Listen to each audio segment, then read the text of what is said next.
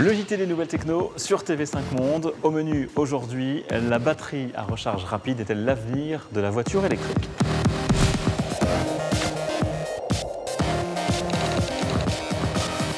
Bonjour à tous, elles sont dans tous nos appareils électroniques. Les batteries alimentent nos téléphones, ordinateurs ou voitures électriques. Et pourtant, leur technologie a peu évolué ces dernières années. Leur autonomie reste un problème.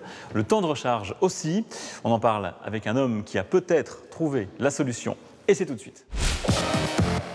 Bonjour Ludovic Eveillard. Bonjour Monsieur Fontenot. Vous êtes l'un des fondateurs de Nawa Technologies, une entreprise française basée à Aix-en-Provence. Et vous développez actuellement une technologie de batterie qui se rechargerait 1000 fois plus rapidement qu'une batterie classique. C'est ça la promesse ? Absolument. Simplement un petit bémol par rapport à ce que vous dites. On est sur une technologie qui est plutôt liée aux supercondensateurs. La différence des supercondensateurs par rapport à une batterie, c'est qu'en fait, vous avez une batterie qui est basée sur des réactions chimiques, et donc c'est des phénomènes plutôt lents.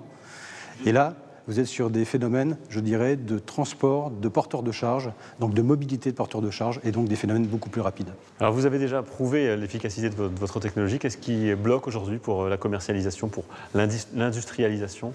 Alors, il n'y a pas d'élément bloquant proprement dit, puisque finalement, le concept a été validé depuis un moment. Maintenant, le challenge de Nawa Technologies, c'est simplement d'arriver à installer la première usine pilote capable, effectivement, je dirais, de fabriquer les électrodes qui vont permettre ensuite de faire ces fameuses batteries super rapides. Et ça, c'est un challenge qui est pour maintenant, parce que finalement, l'objectif, c'est fin 2015. La principale application, on peut imaginer que ce serait pour des téléphones mobiles, mais c'est peut-être aussi et surtout pour des véhicules électriques. Absolument. Aujourd'hui, notre credo, c'est d'aller voir des constructeurs de bus, par exemple, pour une propulsion électrique, pour effectivement arrêter la partie thermique. Et on n'est pas sur, je dirais, de l'autonomie sur 180 ou 200 km. On est sur des recharges rapides, ce qui veut dire qu'en fait, on est sur des concepts de biberonnage. En clair, ça veut dire quoi ? Ça veut dire que lorsque vous arrivez à une station d'arrêt, eh bien, vous allez récupérer l'énergie nécessaire pour aller à la station d'après.